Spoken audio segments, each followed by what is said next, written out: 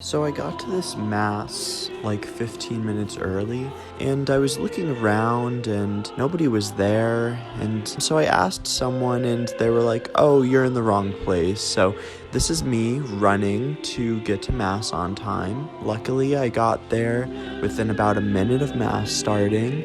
Now I have to say the chapel itself was really beautiful, and I really loved all of the stained glass and the high ceilings. I felt like it was really ethereal. In terms of the amount of people that were there, there's a big mix of like older Irish people and younger Hispanic families, which I thought was interesting.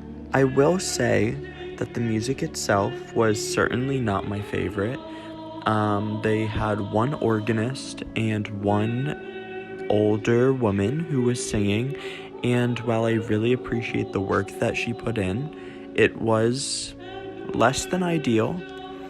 Following the music itself, I think, was one of the most difficult things because there were two different books that we were reading the music out of, and they essentially told us what hymn they were doing for that day, and so you would scroll to whatever number it was in the book, which was fine, but then I started realizing that the other songs that they were doing were in a different book, so then I opened that book and had to find the date for that day, and still, I'm pretty sure that a lot of the music that they sang wasn't in the actual book, so I think that was difficult, and looking around, I think maybe other people might have been confused as well, or they just didn't feel like singing because not many people were singing. Now, the one thing I will say about this place, it was so smoky in there because they used so much incense, and in every single aspect of the mass,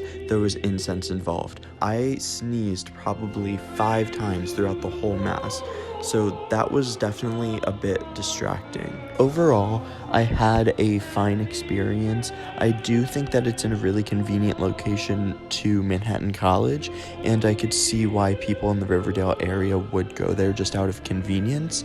I think that the incense were probably the real downfall because I was choking the entire time. In the end, I guess one good thing that came out of it is it was right down the street from where I get my eyebrows done, so I guess I'm gonna go do that.